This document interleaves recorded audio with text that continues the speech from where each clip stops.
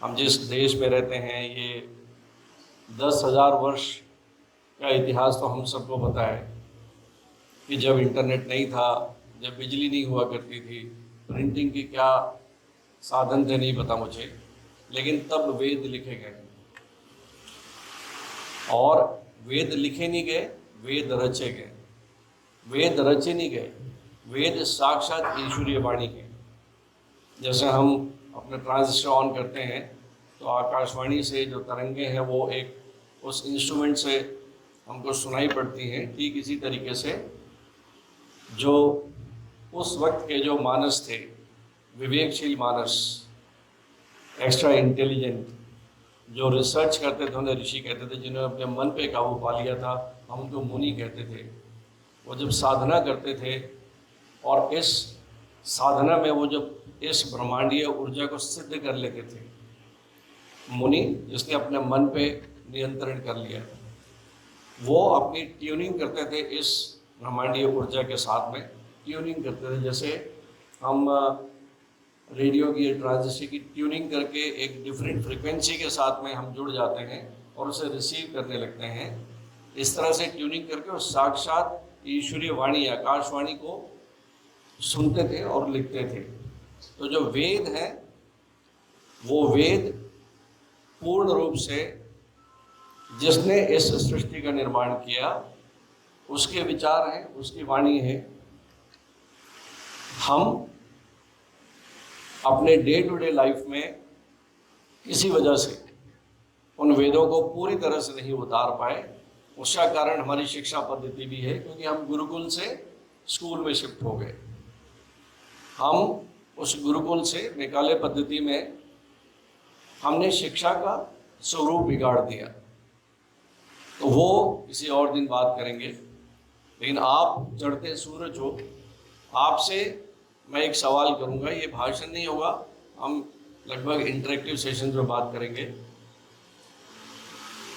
2 या 3 लोग इसका जवाब दे सकते हैं, बाकी लोग जो है अगर कागज पेंसिल है तो वो लिख सकते हैं। What is your one major objective of life? चाहे तो हमारे मैडम लोग बैठे हैं वो भी लिख सकते हैं इस बात को। आपके जीवन का प्रधान लक्ष्य क्या है?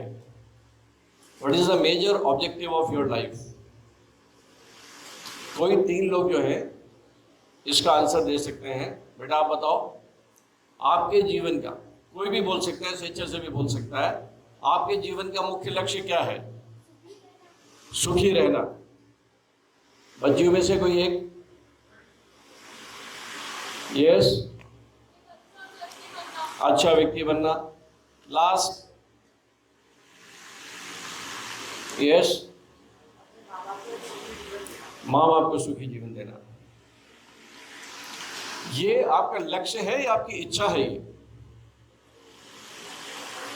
ये जो आपने जो है ये आपने अपना गोल सेट किया हुआ है या आपका स्वप्न है? ये आपका ड्रीम है? ये आपका ड्रीम है, आपकी इच्छा है, या ये आपका गोल है, आपका लक्ष्य है? ये लक्ष्य में और अपनी इस इच्छा में या डिजायर में, ड्रीम में और गोल में फर्क क्या होता है? I want to be successful man, मैं सुखी बनना चाहता हूं। I want to be happy, I want a good life, I want to become rich, I want to become top, I just want to top in the exam. ये सारे के सारे गोल नहीं है, ये सारे के सारे इच्छाएं हैं। कैसे?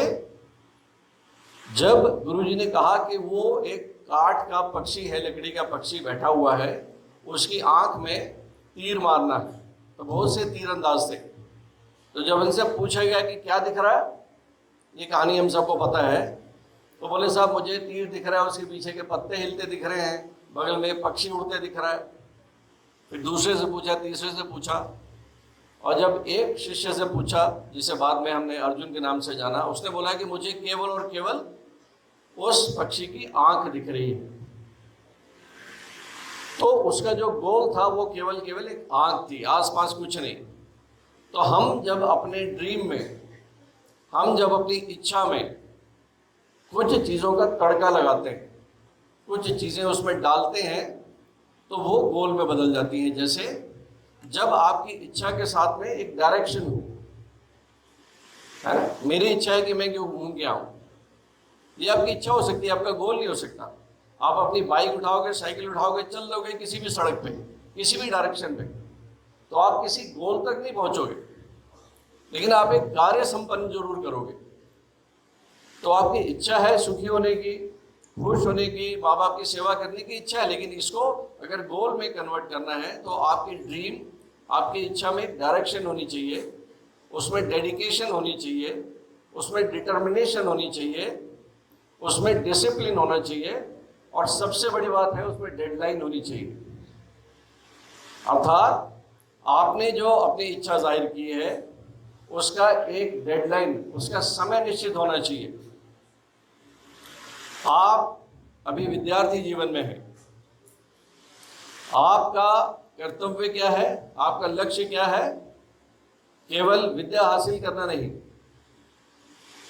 कि मैं पास हो जाऊं, मैं टॉप करूं, ये आपकी इच्छा हो सकती है, लेकिन आपका लक्ष्य क्या होगा कि मेरे 95.5% मार्क्स आने चाहिए। Your goal should be very very smart, है ना। आपका गोल SMART होना चाहिए। जब तक आपके गोल में स्पेसिफिक गोल नहीं होगा, मैं अमीर बनना चाहता हूं, ये कोई गोल नहीं है। और ये आपको मैं फिजिक्स के प्रिंसिपल से बताऊंगा कि आप जो सोचते हो वो पूरा क्यों होता है, और आप जो सोचते हो वो पूरा क्यों नहीं होता। हम जब बोलते हैं कि मैं अमीर बनना चाहता हूं, तो मैंने जो शब्द कहे, ये शब्द एक ब्रह्मांडीय ऊर्जा में बदले, एक फ्रीक्वेंसी में बदले, बट इसको ब्रह्मांड ने रिसीव नहीं किया। क्यों रिसीव नहीं किया? क्योंकि बहुत ही वेग आदेश था, बहुत ही वेग आदेश था आपका। इसको मैं अमीर बनना चाहता हूं, उसने सुना और उसने नजरअंदाज कर दिया आपकी इस इच्छा को। बट आप जब बोलोगे कि नहीं, मैं 10 करोड़ रुपए कमाना चाहता हूं, मैं 100 करोड़ कमाना चाहता हूं, मैं 1000 करोड़ कमाना चाहता हूं, जब तक आपका गोल स्पेसिफिक नहीं होगा, ऐसा गोल जो आप लिख सकते हो लिखित में, ऐसा ड्रीम, ऐसी इच्छा जो आप लिख सकते हो, वो गोल कहलाता है। और फिर उस लिखे हुए गोल को पाने की स्ट्रेटेजी, हम उसे, हमारी प्लान ऑफ एक्शन क्या होगी, है ना। आप सुबह आपने ये लक्ष्य बनाया कि मुझे स्कूल में आना है, और सर ने बोला यहाँ पे 1:30 से 2 के बीच में एक छोटा सा संबोधन होगा। ये लक्ष्य था आपका। इस लक्ष्य को पूर्ण होते देख रहे हो ना आप? अगर जीवन में आपको अपने लक्ष्य को पूर्ण होते देखना है, तो आपका लक्ष्य स्पेसिफिक होना चाहिए, मेजरेबल होना चाहिए। SMART, मेजरेबल मतलब उसे नाप सके, आप कह सको कि हाँ मैं 10 करोड़ रुपए कमाना चाहता हूँ, मैं अमीर बनना चाहता हूँ, ये कोई लक्ष्य नहीं होगा। अचीवेबल होना चाहिए ऐसा लक्ष्य। मैं चांद पे साइकिल चलाना चाहता हूँ, ये लक्ष्य नहीं हो सकता, अचीव नहीं कर सकता, ये सपना हो सकता है आपका। और रियलिस्टिक होना चाहिए। और सबसे बड़ी बात, जैसे मैंने बोली थी, it should be A time bonded. अगर आपका लक्ष्य टाइम बॉन्डेड नहीं है, अगर आपने फिजिक्स का एक चैप्टर आपको पढ़ना है, आपका लक्ष्य है, और आपने ये फिक्स नहीं किया कि आज शुक्रवार है, ये मैं अगले मंगलवार शाम के 5 बजे तक मुझे ये चैप्टर पढ़ना ही पढ़ना है, तभी आप उस लक्ष्य की प्राप्ति में कामयाब होंगे। नहीं तो आप साल भर पढ़ते रहो, आपका एक चैप्टर ही खत्म नहीं होगा। तो उस लक्ष्य को पाने के लिए क्या करना पड़ता है, यहां पे आके हमें ये समझना पड़ेगा कि इस विद्यार्थी जीवन में हर व्यक्ति सफल होना चाहता है। आज से 20 साल बाद, आप 9 से लेकर 12 के बच्चे हो, मेरे ख्याल से 15 से लेकर 18 साल की उम्र है आपकी। आप क्या अपने जीवन को विजुअलाइज कर पाओगे जब आप 40 साल के होंगे? लगभग 25 साल के बाद, 20 साल के बाद। आप में से कितने होंगे जो IAS बनेंगे? आप में से कितने होंगे जो IPS बनेंगे? वेरी गुड बेटा, वेरी गुड, है ना। आप में से कितने होंगे जो बिजनेसमैन बनने का सपना देखते हैं? आप में से कितने होंगे जो एक्टर बनेंगे, पॉलिटिशियन बनेंगे, है ना? बेहतर इंसान बनना ये कोई लक्ष्य नहीं हो सकता। हर आदमी बेहतर है। लक्ष्य वो होता है, सपने वो होते हैं जो आपको सोने ना दें। और सपने तभी पूरे होते हैं जब सपने आपको जगा के रखें, और लक्ष्य तभी पूरा होता है जब आप उठते बैठते सोते गाते पीते वो लक्ष्य जो है अपने विचारों में कायम रखें। कल शाम को 6 से 7 के बीच आप क्या कर रहे थे? परसों शाम को 6 से 7 के बीच या 2 से 4 के बीच क्या कर रहे थे? हमको याद नहीं रहता। पिछले हफ्ते इस वक्त आप क्या कर रहे थे? याद नहीं रहता। एक सिंपल सी बात तो याद रखनी है। अगर आपको कोई पूछता है कि 10 दिन पहले दोपहर 12 बजे आपके विचारों में क्या चल रहा था, आज से 20 दिन पहले क्या चल रहा था, कल शाम को 6 से 7 के बीच में या आज सुबह 10 बजे क्या चल रहा था, अरे हम कह ही नहीं सकते कुछ कि क्या चल रहा था। हमें पता ही नहीं है कि क्या चल रहा, तो हम चल के जाएंगे कहां? अगर आपका जो लक्ष्य है, आप क्या बनना चाहते हो, मैंने कहा ना आपको, ये लिखना है आपको कागज में कि what is one major objective of your life. आपकी जिंदगी का एक मुख्य और प्रधान लक्ष्य क्या है, ये लिखना है। और लिख के इसका प्लान ऑफ एक्शन भी लिखना है। और ये लिख के आप जहां पे सोते हो वहां पे चिपकाना है इसको। और इस लक्ष्य को दिन में 2 बार जोर से पढ़ना है, सुबह उठते ही और रात में सोने से पहले। और ये लक्ष्य है आपका, ये लिखा हुआ लक्ष्य इतना स्पेसिफिक होना चाहिए और हर क्षण ये आपके विचारों से गायब ना हो। मैं दावे के साथ कहता हूं, मैं लिख के कहता हूं, मैं अगर कोई भी बच्चा आज के बाद से अपने लक्ष्य के साथ में जीता है, उससे प्यार करता है, मोबाइल से नहीं, गानों से नहीं, लिपस्टिक से नहीं, लंबे बालों से नहीं, बाइक से नहीं, अपने लक्ष्य से प्यार करो, अपने लक्ष्य को चाहो, अपने लक्ष्य को जियो, अपने लक्ष्य की सांस लो। आपके सांसों में ऑक्सीजन की जगह आपके लक्ष्य जाना चाहिए, आपके सपने में लक्ष्य आना चाहिए। किसी से बात करो, उसकी बात सुनाई ना पड़े आपको। इतने अगर फोकस हो आप, तो दुनिया की कोई ताकत आपको वो बनने से नहीं रोक सकती जो आप बनना चाहते हो। और ये लक्ष्य पाने के लिए केवल और केवल एक कंडीशन चाहिए, केवल और केवल एक कंडीशन, और वो कंडीशन है कि विचारों में उस लक्ष्य का बना रहना, परसिस्टेंस। और वो कैसे होगा? ये विचार क्या है, मन क्या है, कोई बता सकता है? What is mind? ये शरीर में कहां पाया जाता है? यहां तो ब्रेन होता है। अच्छा एक बात बताओ, क्या मैं ये कह सकता हूं कि जो भी जीवित है इस जगत में, जो भी जीवित है उसमें आत्मा है? हाँ या ना? यस और नो? क्या मैं ये कह सकता हूं कि अगर किसी जीवित व्यक्ति में से प्राण निकल जाए तो वो मर जाएगा? सही या गलत? अगर मैं कहूं कि किसी में से आत्मा निकल जाए तो वो मर जाएगा? सही या गलत? तो क्या आत्मा और प्राण एक हुए? यस। और प्राण हमको कैसे मिलते हैं? हम जब सांस लेते हैं तो क्या लेते हैं? ऑक्सीजन को क्या कहते हैं हिंदी में? प्राणवायु। तो ये प्राणवायु नहीं है, ऑक्सीजन ऑक्सीजन है, ऑक्सीजन वायु है। तो ये प्राणवायु संधि शब्द है, प्राण प्लस वायु। और मैं जो बातें कर रहा हूं इसका धर्म से और अध्यात्म और भव्य से लेना देना नहीं है, माला से पूजन से लेना देना नहीं है, साइंस है ये। This is what is science जो बोल रहा हूं मैं। कि हम जब सांस लेते हैं तो सांसों में हवा के साथ साथ हम प्राणिक एनर्जी को लेते हैं भीतर, प्राण को।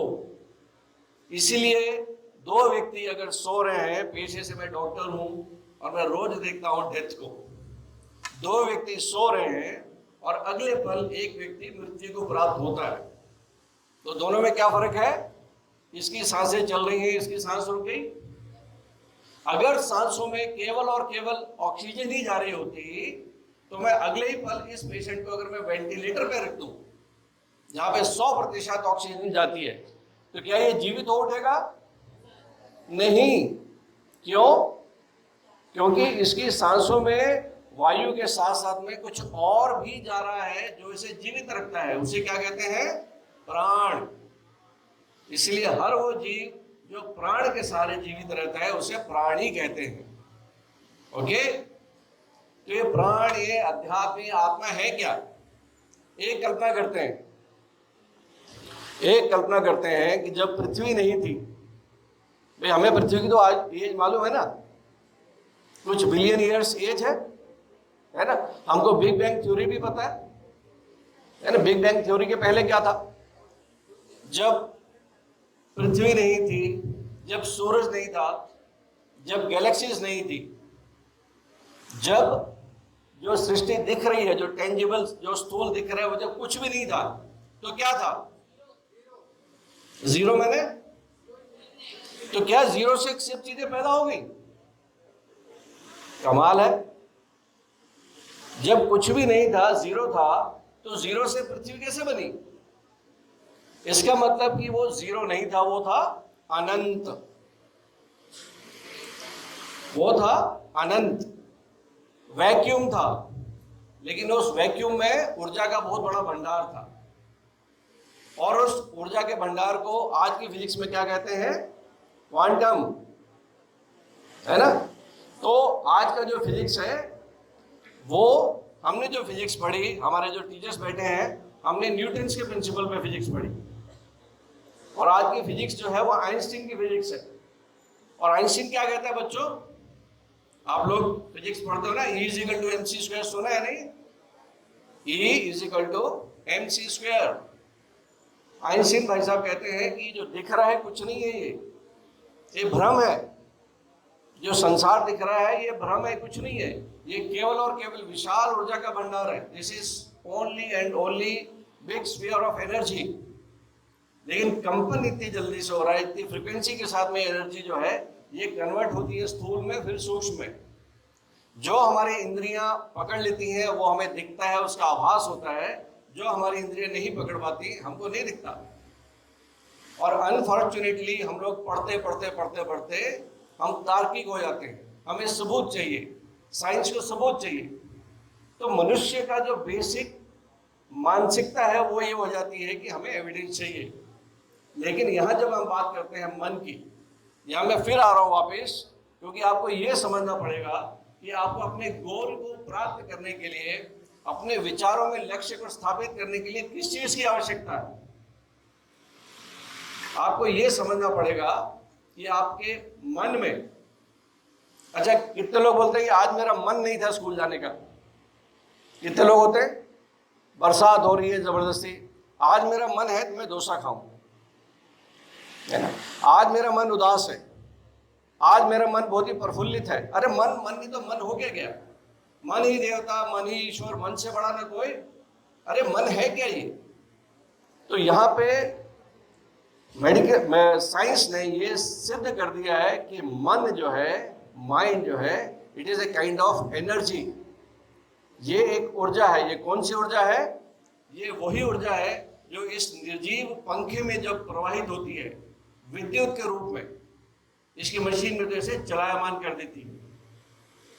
ये वही ऊर्जा है जो हवाई जहाज में पेट्रोल से पैदा होती है, हवाई जहाज उड़ने लगता है। और हम सब जानते हैं कि आपके शरीर में आत्मा एक ऊर्जा के रूप में है। कृष्ण भगवान भी बोलते हैं कि आत्मा है, अजर है, अमर है। जैसे ऊर्जा को ना पैदा किया जा सकता है, ना नष्ट किया जा सकता है, ना ऐसे के रूप है, ना रंग है, ऐसी आत्मा का है, ऐसी मन का है। तो जब इस सृष्टि का निर्माण नहीं हुआ था, जब केवल केवल ऊर्जा थी, तो वहां पे जो ऑटोमेटिक एक कॉन्शियस अवेयरनेस, जिसे हम परमात्मा का नाम देते हैं, जिसे हम ईश्वर का नाम देते हैं, उसके कई रूप हैं। That is a system basically जो काम करता है। वहां से जब ये ऊर्जा आते आते आते आते बनी, और योग में, सांख्य योग में भी यही कहा जाता है कि जड़ और चेतना से मिलकर सृष्टि का निर्माण हुआ। अर्थात प्रकृति और पुरुष ये सिद्धांत अलग है, लेकिन मैं आपको ये विश्वास दिलाना चाहता हूं कि आपके भीतर का जो विचार है, आपके भीतर का मन जो है, वो एक प्रकार की ऊर्जा है। इस ऊर्जा को साधना है। जिसने इस ऊर्जा को साध लिया, सिद्धि प्राप्त कर ली, वो इस लक्ष्य को अपने विचारों में बहुत देर तक कायम रख सकता है। That is what is a span of your concentration. जब आप किताब पढ़ते हो, अगर आपके ध्यान, आपका विचार उस किताब में ज्यादा देर तक जमा रहता है, तो वो चैप्टर आपके दिमाग में ज्यादा घुसता चला जाता है, और एग्जाम के समय जब आप उसको रिप्रोड्यूस करते हो अपने कागजों में, आपको ज्यादा नंबर मिलते हैं। तो सवाल केवल और केवल इतना है कि आपके विचारों में वो लक्ष्य कैसे बना रहे, उसके लिए आपको क्या करना चाहिए। तो जब आइंस्टीन ने कहा, साइंस ने बोला कि किसी भी पदार्थ को अगर हम छोटे से छोटा करते जाते हैं, तो लास्ट में सबसे छोटा कण जो है क्या कहलाता है? एटम। एटम के भीतर भी 3 कण है, इलेक्ट्रॉन, प्रोटॉन, न्यूट्रॉन। वो काहे से मिलके बने? ऊर्जा से। शाबाश, वो ऊर्जा से मिलके बने। और ये साइंस ने सिद्ध किया कि जो एक एटम जो होता है, उस एटम का जो स्थूल रूप है, जो टेंजिबल है, जो महसूस किया जा सकता है, जो दिखता है, वो केवल और केवल 0.001% है। आपको जानकर आश्चर्य होगा कि जो एटम है उसमें 0.001% पदार्थ है, मैटर। बाकी 99.999% वैक्यूम है, अर्थात ऊर्जा का भंडार है। आप जो दिख रहे हो वो आपकी असलियत का केवल और केवल 0.001% है। जो नहीं दिख रहा है वो आपके चारों तरफ एक ऑरा है, एक ऊर्जा का भंडार है। और इस ऊर्जा की जो फ्रीक्वेंसी होती है वो भर अलग अलग होती है। अगर आपका मन आज उदास है, तो ये विश्वास करो कि उस दिन आप जितने भी थॉट भोपाल के ऊपर उदासी वाले हैं, वो सारे आप अट्रैक्ट करने वाले हो। आपका जैसा मन होगा वैसे ही ऊर्जा आपकी तरफ आकर्षित होगी। अगर आपके विचारों में आपका लक्ष्य ही नहीं है, तो जिंदगी में लक्ष्य की प्राप्ति नहीं हो सकती। अगर आपके मन में, आपके विचारों में उस लक्ष्य ने स्थान नहीं लिया, आप कभी जिंदगी में वो अचीव नहीं कर सकते जो अचीव करना चाहते हो। और ये हमारे ऋषि मुनि बोल गए कि जब ये लक्ष्य हमारे विचारों में रहता है, उसके लिए हमको क्या करना पड़ता है? योग करना पड़ता है, अध्यात्म को समझना पड़ता है। अध्यात्म का मतलब माला फेरना, अध्यात्म का मतलब घंटी बजाना, अध्यात्म का मतलब पूजा करना नहीं है। अध्यात्म का मतलब है आत्मा का अध्ययन। You have to understand what you are. Who am I, मैं कौन हूं। जब तक ये समझ नहीं आता, और ये समझने के लिए हमारे ऋषि मुनियों ने सिंपल से प्रिंसिपल दिए। योग अर्थात जो आप हो और जो आपको होना चाहिए। हम अपने आप को बरसात की एक बूंद जैसा समझने लगते हैं। हमारे साथ सबसे कमी क्या है कि हम अपनी औकात एक बरसात की एक बूंद जैसे, एक ड्रॉप ऑफ वाटर जैसे समझने लगते हैं, जबकि मेरी औकात क्या है? समुद्र। मेरी औकात, आपकी औकात वो ओशन है, वो समुद्र है। तो उस बूंद का उस समुद्र से जो मिलन है वही योग कहलाता है। आपको आपकी असलियत, अपनी औकात समझनी है आपको। और आपकी औकात उस तत्व से आई है जिस तत्व ने पृथ्वी का निर्माण किया, सूरज का निर्माण किया, चांद का निर्माण किया, अंबानी का निर्माण किया, आइंस्टीन का, मार्क जुकरबर्ग का, एलन मस्क का, सबका निर्माण किया। आप नहीं कर सकते? Yes, you can do. केवल और केवल अपने उस लक्ष्य को अपने विचारों में स्थान देना है और 24 घंटे देना है। और उसके लिए अध्यात्म समझना होगा, उसके लिए योग समझना होगा। और योग में यम नियम आसन प्राणायाम प्रत्याहार धारणा ध्यान समाधि की जरूरत नहीं, केवल और केवल ध्यान। माँ अपने बच्चे को सबसे पहले जो शब्द बताती है, जब बच्चा थोड़ा बड़ा होके चलने लगता है, गिरता है, चलता है, गिरता है, तो माँ पहले ही शब्द बोलती है, बेटा ध्यान से चल। हमारे घरों में हमारी माँ सबसे पहले गुरु है, जो हमको अंधकार से प्रकाश में लेके आ रहे। उसकी बात तो मानो, किसी की बात मत मानो, मेरी बात भी मत मानो। 25 बार माँ आपको रोज बोलती होगी, बेटा बरसात है, जरा ध्यान से जाना। बच्ची स्कूटी लेके जा रही है, बेटा ध्यान से जाना। अरे ध्यान तो हमारे सनातन में बचपन से सिखाया जाता है, बट हम अनफॉर्चुनेट लिफ्ट ही नहीं मारते इस चीज को। तो सबसे पहले जो है हमको ध्यान करना है। और ध्यान कैसे करते हैं? ध्यान करने के लिए केवल और केवल हमको ढंग से सांस लेनी सीखनी है। हम सुबह से सांस ले रहे हैं ना, बट किसी ने ध्यान दिया अपनी सांस पे? हम सुबह से सांस ले रहे हैं, लेकिन हमने कभी ध्यान नहीं दिया। Medically breathing is the only क्रिया which is voluntary as well as involuntary. जब हम अपनी सांसों को ध्यान से लेने लगते हैं, यही प्राणायाम है, यही ध्यान की पहली सीढ़ी है। क्यों? क्योंकि मेडिकली आपके ब्रेन में आपका रेस्पिरेटरी सेंटर और आपका लिम्बिक सिस्टम, जहाँ से विचार पैदा होते हैं, ये अगल बगल में है। अगर आपके बगल में एक शैतान बच्चा बैठा हुआ है तो आप चाह के भी पढ़ नहीं सकते, और आपके बगल में एक सिंसियर बच्चा बैठा हुआ है तो आप भी सिंसियर हो जाओगे। इसीलिए जब हम सांसों को ढंग से लेना सीख जाते हैं, हम रेचक पूरक अर्थात इंस्पिरेशन और एक्सपिरेशन, हम इनको नियंत्रित करने लगते हैं। जब हम माइंडफुल ब्रीदिंग करने लगते हैं, जब हम अवेयरनेस के साथ सांस लेने लगते हैं, भले ही 24 घंटे में 24 मिनट लें, 25 मिनट लें, 10 मिनट लें, आप बच्चों को केवल और केवल मेरे इस संबोधन का केवल और केवल एक टेक होम मैसेज है कि सुबह उठते ही फ्रेश होने के बाद मोबाइल नहीं देखना, कम से कम आधा घंटा। प्रॉमिस ये करोगे?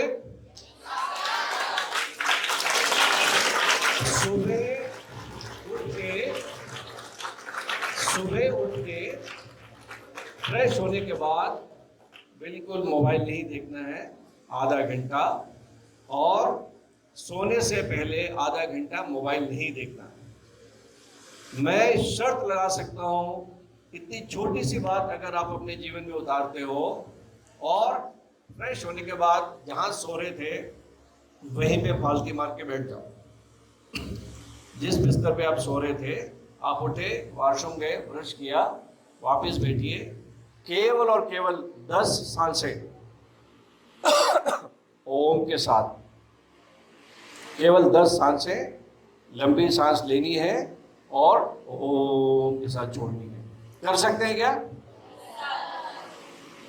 ये करना है अगर आपको अपने लक्ष्य की प्राप्ति करनी है। ये छोटी छोटी चीजें हैं, ये कोई भगवान प्राप्ति के साधन नहीं बता रहा हूँ, आपके लक्ष्य प्राप्ति के साधन बता रहा हूँ। अगर जिसको जो बनना है, ये आज का दिनांक लिख लेना, जो ये प्रैक्टिस करेगा वो बनेगा, ये मेरा चैलेंज है। आप सुबह उठ के केवल और केवल 5 मिनट सांसों को अवेयरनेस के साथ और सोते समय, और उसमें अपने लक्ष्य को याद रखना है। सुबह उठ के अपने लक्ष्य को उच्चारण के साथ में कि मैं क्या बनना चाहता हूँ, मैं अच्छा इंसान बनना चाहता हूँ, ये लक्ष्य नहीं है।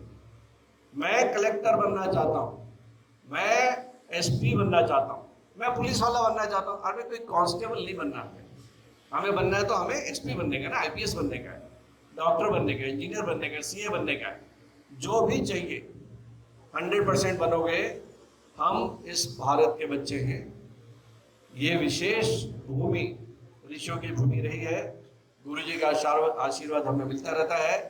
आगे का भाई साहब आपको जरूर बताएंगे, लेकिन अपने लक्ष्य की प्राप्ति के लिए अपने आप